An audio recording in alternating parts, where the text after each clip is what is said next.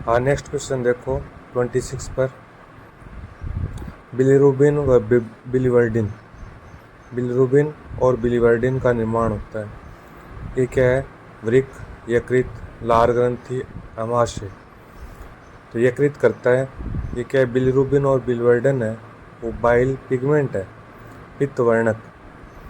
तो यकृत पित्त रस का स्रवण करता है। संग्रहण कहाँ होता है? पित्ताशय में पित्त रस बनता है यकृत में। पित्त रस में दो चीज़ें होती है, पित्त वर्णक और पित्त लवण। पित्त वर्णक होता है वो बिलीरुबिन बिलीवर्डिन होता है, और पित्त लवण होते हैं वो सोडियम ग्लाइकोलेट, सोडियम टेरोकोलेट और सोडियम बाइकार्बोनेट। तो इसमें पूछा है बिलीरुबिन बिलीवर्डिन, ये पित्त वर्णक है और यकृत निर्माण करता है, यकृत द्वारा बनते हैं। और पित्त रस करता क्या है? ग्रहणी में वसा का पायशीकरण करता है। फिर है देखो लाइसोजाइम, ये जीवाणुओं को मारता है। भोजन में जो जीवाणु होते हैं उसको मारने का काम करता है। तो प्रोटीन, शर्करा, जीवाणु, वसा, जीवाणुओं को किल करने का काम करता है लाइसोजाइम। फिर है एमाइलेज एंजाइम, ये स्टार्च को पचाने वाले एंजाइम है। स्टार्च को किस में परिवर्तित करता है? तो स्टार्च क्या है? पॉलीसेकेराइड है। कौन सी? होमोपॉलीसेकेराइड। दो होते हैं, होमोपॉलीसेकेराइड और हेटेरोपॉलीसेकेराइड। होमो मतलब समान यूनिट हो, जिस शर्करा में समान यूनिट से मिलकर बनी हो, जैसे ग्लाइकोजन हुई, स्टार्च हुआ, सेलुलोज हुआ, ये होमोपॉलीसेकेराइड है। तो स्टार्च को माल्टोज में कन्वर्ट कर देता है एमाइलेज। ये क्या है? डाइसेकेराइड है माल्टोज, जिसमें दो ग्लूकोज यूनिट होती है। ये मोनोसेकेराइड है, ये भी मोनोसेकेराइड है और ये भी मोनोसेकेराइड है। तो स्टार्च को डाइसेकेराइड माल्टोज में कन्वर्ट कर देता है एमाइलेज एंजाइम। फिर देखो अग्नाशय द्वारा स्रावित एंजाइम। तो अग्नाशय ट्रिप्सिन, काइमोट्रिप्सिन और कार्बोक्सीपेप्टाइडेज, एमिनोपेप्टाइडेज ये प्रोड्यूस करता है। तो माल्टेज होगा नहीं, ये माल्टेज, रेनिन, लेक्टेज, ये माल्टेज है। ये कहाँ से? ये अग्नाशय रस से स्रावित होता है माल्टेज। और ये रेनिन ये दूध को बताता है, ये अमाशय का भाग है।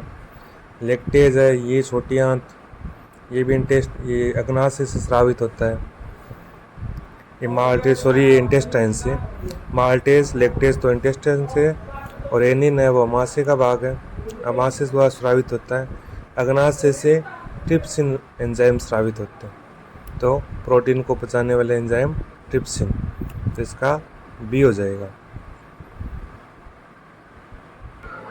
नेक्स्ट क्वेश्चन देखो, अमाशय का प्रोटियोलाइटिक एंजाइम है। प्रोटियोलाइटिक मतलब प्रोटीन को पचाने वाला एंजाइम कौन सा है जो अमाशय में होता है?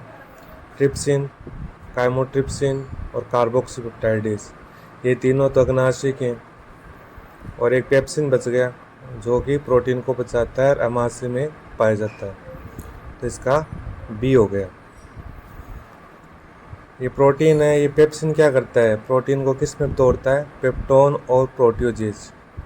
ये पेप्टोन प्रोटियोजेज क्या होते हैं? देखो, प्रोटीन है, ये जब टूटता है सबसे पहले तो डाइपेप्टाइड बनाता है, प्रोटीन से छोटी यूनिट। प्रोटीन का पॉलीपेप्टाइड होता है, इसमें डाइपेप्टाइड बनता है। डाइपेप्टाइड से पेप्टोन प्रोटियोजेज बनते हैं, और पेप्टोन प्रोटियोजेज आगे टूटकर अमीनो अम्ल बनाते हैं। वैसे देखो तो अमीनो अम्ल का बहुलक होता है प्रोटीन। और जो अमाशय से एक HCl भी प्रोड्यूस होता है जो जीवाणुओं को नष्ट करता है। जो अमाशय के जो निष्क्रिय एंजाइम है उसको सक्रिय करने का काम भी HCl करता है।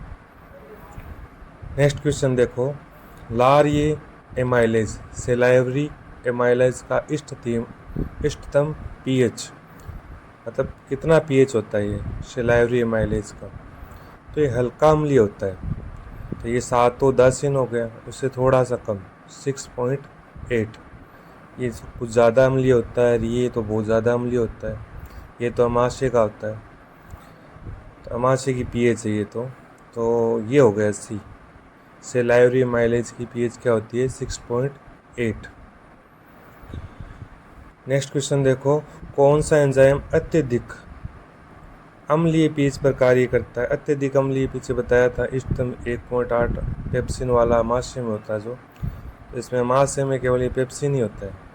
ये लाइपेज वसाओं को पचाता है। ट्रिप्सिन, इरेप्सिन, ये इंटेस्टाइन, ये अग्नाशय का है, ये इंटेस्टाइन का है, ये प्रोटीन को पचाने वाले हैं। तो अमाशय का जो पेप्सिन एंजाइम है, अमाशय का जो एंजाइम है अत्यधिक पीएच पर काम करता है, तो इसका उत्तर हो जाएगा पेप्सिन। डाइसेकेराइड एंजाइम है, मतलब जो डाइसेकेराइड का पाचन करते हैं। तो इसमें देखो लैक्टेज, माल्टेज और सुक्रेज, ये तीनों एंजाइम है, ये इंटेस्टाइन ग्रहणी से स्रावित होते हैं। ये लैक्टेज क्या करता है? लैक्टोज को तोड़ता है। माल्टेज क्या करता है? माल्टोज को तोड़ता है। सुक्रेज क्या करता है? सुक्रोज को तोड़ता है। ये तीनों ही डाइसेकेराइड को तोड़ने वाले एंजाइम हैं। लैक्टोज दूध में होती है और किस किस से मिलकर बनती है? ग्लूकोज और गैलेक्टोज। लैक्टोज डाइसेकेराइड है, इसकी दो मोनोसेकेराइड यूनिट कौन सी हो गई? ग्लूकोज और गैलेक्टोज। माल्टोज, इसकी मोनोसेकेराइड यूनिट कौन सी होगी? दो ग्लूकोज की यूनिट से माल्टोज बनता है और माल्टेज को तोड़ने का काम करता है। सुक्रेज सुक्रोज को तोड़ता है। सुक्रोज किससे बनता है? ग्लूकोज और फ्रक्टोज से। तो ये भी डाइसेकेराइड है, इसकी दोनों मोनोसेकेराइड यूनिट हो गई ग्लूकोज और फ्रक्टोज। जो घरेलू शुगर होती है उसको सुक्रोज बोलते हैं। इसमें देखो बी में एमाइलेज, ये तो लाइपेज वसाओं को तोड़ता है, सेकेराइड की बात कर रहा है, तो ये तो वैसे ही बाहर हो गया। जाइमेज भी निष्क्रिय फॉर्म है। इरेप्सिन, पेप्सिन, ये प्रोटीन को तोड़ने वाले हैं, तो ये भी बाहर हो गया। ट्रिप्सिन अग्नाशय का है, पेप्सिन ये प्रोटीन का है, ये अमाशय का है, ये सेकेराइड को तोड़ने वाले हैं नहीं, यही बचे। तो पहला इसका ऑप्शन हो गया ए। फिर देखो नेक्स्ट क्वेश्चन, काइमोट्रिप्सिन है। काइमोट्रिप्सिन, ट्रिप्सिन, कार्बोक्सीपेप्टाइडेज, एमिनोपेप्टाइडेज, ये सब है अग्नाशय के द्वारा स्रावित एंजाइम है। तो काइमोट्रिप्सिन प्रोटीन को बचाता है, प्रोटीन अपघटित एंजाइम, यही हो गया इसका ऑप्शन। अमाशय में होता ही नहीं है, वसाओं का पाचन करता नहीं है। न्यूक्लिक अम्ल का पाचन, न्यूक्लिक अम्ल के पाचन में दो एंजाइम काम आते हैं, न्यूक्लियोटाइडेज, न्यूक्लियोसाइडेज। तो ये दोनों इंटेस्टाइन का पार्ट है, इंटेस्टाइन से प्रोड्यूस होते हैं। तो काइमोट्रिप्सिन प्रोटीन अपघटक एंजाइम, ए हो जाएगा इसका ऑप्शन। फिर देखो लास्ट क्वेश्चन, छोटी आंत में कौन कौन से श्रवण मिश्रित होते हैं? अब छोटी आंत में ड्यूडिनम से शुरू होती है, ग्रहणी से, तो इसमें एक तो पितरस, ये यकृत और यकृत से आकर मिलता है, तो पित्ताशय में संग्रहित रहता है। फिर अग्नाशय, अग्नाशय रस और आंतरिक रस, ये तीनों ग्रहणी में ही होते हैं। आंतरिक रस खुद आंतरिक भित्ति भी पाचक एंजाइम स्रावित करती है, और ये पेंक्रिएटिक डक्ट और ये बाइल डक्ट, ये दोनों ग्रहणी में खुलती है, एक एम्पुला में खुलती है, जिसको एक स्पिंसर भी होता है, ध्यान होगा तो, ओडी स्पिंसर या ग्लीसन स्पिंसर, उसके द्वारा ये ग्रहणी में खुलती है। तो ये तीनों चीज़ छोटी आंत का ही भाग, छोटी आंत में खुलती है और वहाँ पर पाचन होता है इनका। छोटी आंत में देखो अग्नाशय रस, आंतरिक रस तो ठीक है, जठर रस ये तो फिर अमाशय में हो गया, छोटी आंत की बात कर रहा है, ये कैंसिल हो गया। जठर रस आ गया, ये कैंसिल हो गया।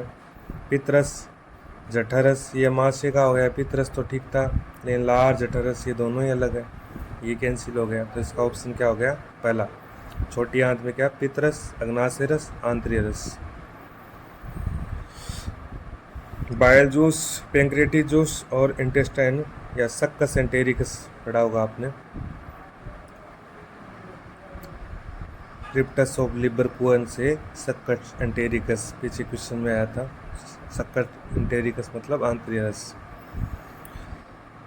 ये 3-4 प्रश्न बहुत बार पूछते हैं। ये मेस्टिकेशन क्या होता है?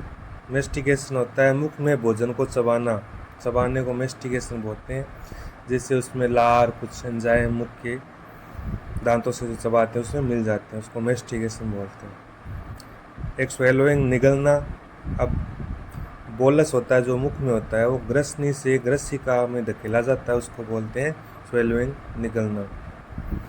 एक होता है पेरिस्टेसिस, ये होता है भोजन का आहारनाल में आगे बढ़ना। और एक होता है क्रमाकुंचन या करनी।